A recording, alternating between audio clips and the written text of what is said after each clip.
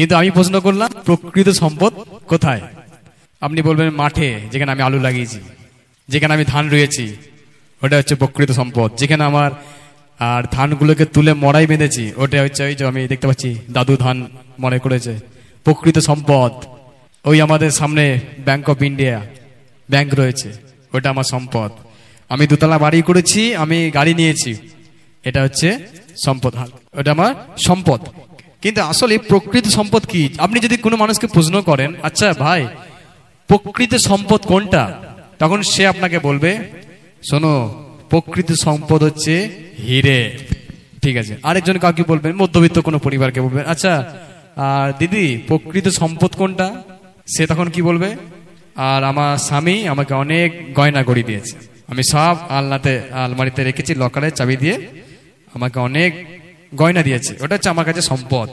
আবার কে বলবে, আমার পরিবার আমার কাছে সম্পদ, আমার স্ত্রী, আমার ছেলে, আমার মেয়ে, এইগুলো আমার কাছে সম্পদ। আবার কে বলবে, আমার গাড়ি, আমার বাড়ি, আমার জায়গা জমি, এটাই প্রকৃত সম্পদ। একটু আপনি ভাবুন, ভোরবেলা চোখ খুলে দেবেন, পাশে স্বামী নেই, কোথায় চলে গেছে কাজে, সারাদিন পেরিয়ে গেল, আসছে না।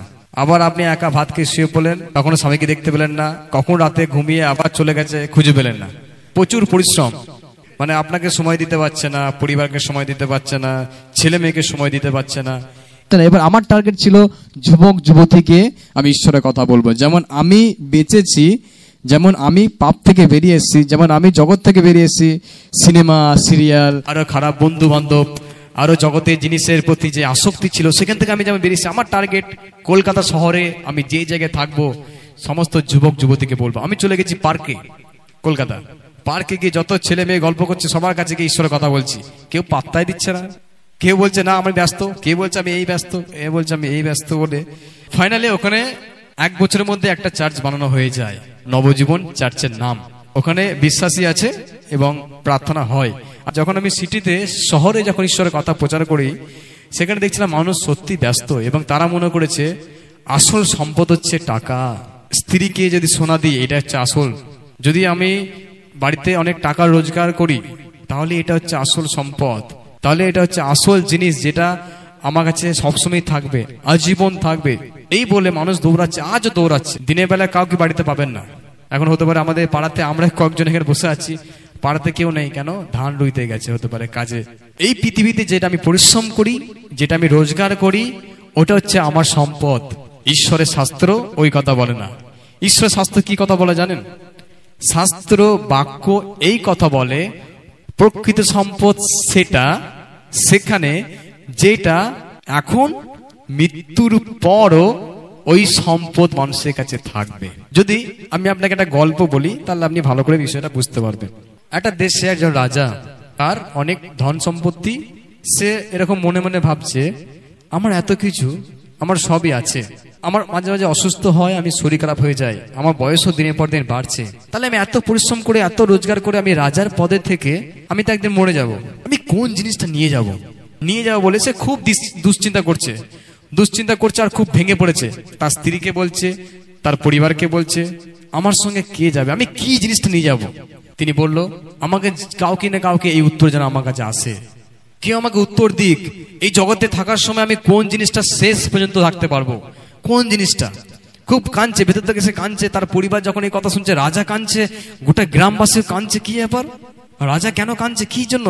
এই ছোট বিষয়টা, এই জগতে কোন জিনিসটা সে নিয়ে যায় মৃত্যুর পর। একজন ব্যক্তি কাঠ কাটে, জঙ্গলে জঙ্গলে কাঠ কাটে, সেই কাঠগুলোকে কেটে কাজে লাগায়, কোনো খাট তৈরি করে বা আলমারি তৈরি করে বা কোনো কাজে পাঠায়।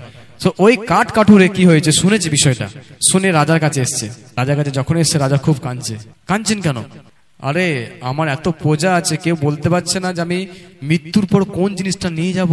তখন সে কাঠ, ওই লোকটা বলছে, শোনো আমি আপনাকে বলতে এসেছি রাজা, আমি একজন ঈশ্বরকে ভয় ভক্তি করি, আর আমার মনে হয়েছে আপনার প্রশ্নের উত্তর এটাই হবে, আপনি কোন জিনিসটা এই পৃথিবী ছেড়ে নিয়ে যেতে পারবেন, কোন সম্পদ আপনার সঙ্গে যাবে, আমি আপনাকে বলতে চাই। তখন রাজা চোখের জল মুছছে, সত্যি তুমি বলতে পারবে? বলো তাহলে কি, কোন জিনিস রয়েছে, আমার কাছে কি আদৌ আছে ওটা, না আমার কাছে নেই? তখন সে ব্যক্তি বলছে, আপনার কাছে কিন্তু ওটা নেই, কিন্তু আমি আপনাকে দিতে এসেছি তখন সেই ব্যক্তি বলছে, আমি রাজা আপনাকে দিতে এসেছি সেই জিনিস, যে জিনিসটা আপনি নিয়ে যেতে পারবেন। তখন সে বলছে, কোথায়? আমি দেখতে পাচ্ছি না তোমার হাতে, কোথায় আছে? রাজা, আমার কাছে আছে। আপনাকে বিশ্বাস করতে হবে। হ্যাঁ বিশ্বাস করবো, তুমি বলো তো আগে কি? সেটা হচ্ছে প্রভু যিশুর নাম। প্রভু যিশুর নাম আপনাকে করতে হবে, প্রভু যিশুর গান আপনাকে করতে হবে। কি করে, কি করে হবে? তখন বলছে, দেখুন এই জগতে যা কিছু আছে এগুলো চিরস্থায়ী নয়। মৃত্যুর আগে পর্যন্ত এইগুলো, মৃত্যুর পর এইগুলো কিচ্ছু আপনার সঙ্গে যাবে না। একমাত্র শাস্ত্র বলে, যে যিশুকে বিশ্বাস করবে, যে যিশুর আরাধনা করবে, সেই প্রকৃত সম্পদ খুঁজে পায়, সেই প্রকৃত আনন্দ খুঁজে পায়। এই জগতের ধন সম্পদটা আপনার কাছে কতদিন থাকবে আমি জানি না, কিন্তু রাজা, যদি আপনি প্রভু যিশুকে মুখে বিশ্বাস করেন, তাকে যদি স্বীকার করেন, তার প্রার্থনা করেন, আপনি এখানেও যিশুকে ডাকবেন আর মৃত্যুর পরও যিশুকে ডাকবেন। তখন রাজা কেঁদে উঠল। রাজা কেঁদে উঠে বলে, আমি তাহলে বিশ্বাস করছি প্রভু যিশুকে।